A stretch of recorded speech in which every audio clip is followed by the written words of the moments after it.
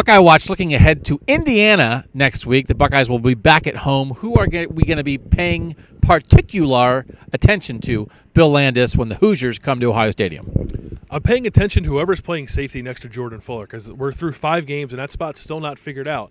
It was a liability at times. Again, today against Penn State, they gave up some big plays, and part of those big plays were poor angles by the safeties.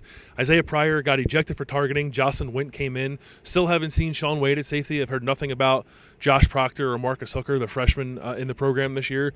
And I think at a certain point, and we're probably past that point now, like I get you want to give Isaiah Pryor time. He's a sophomore. He's young. He's never played before. He needs to learn through some things, and he hasn't been bad the entire year. I think you've seen flashes. But, like, this is a team that's on a path to compete for a national championship, and you got to get that spot figured out. So I'm curious to see if it's Pryor, how he's progressing, if it's someone new, who that is.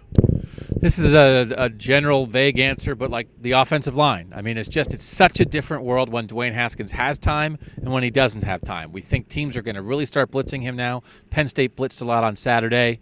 I can't say as I stand here on the field at Beaver Stadium on Saturday night, I don't have a good read on how well the offensive line played and didn't play. Sometimes just because there's pressure doesn't mean a guy missed a block. Sometimes there's only 5 blockers and there's 7 guys coming. That's scheme, that's play call, that's the quarterback making a read and getting rid of it.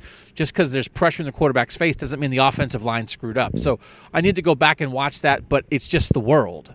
It's just the world that they're going to live in now. I do think Malcolm Pridgeon had some troubles, it seemed like, early in the game.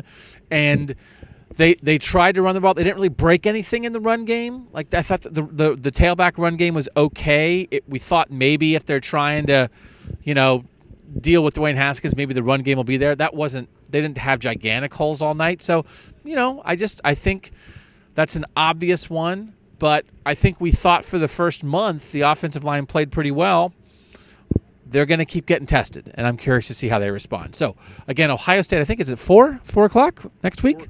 4 o'clock next week in Ohio Stadium.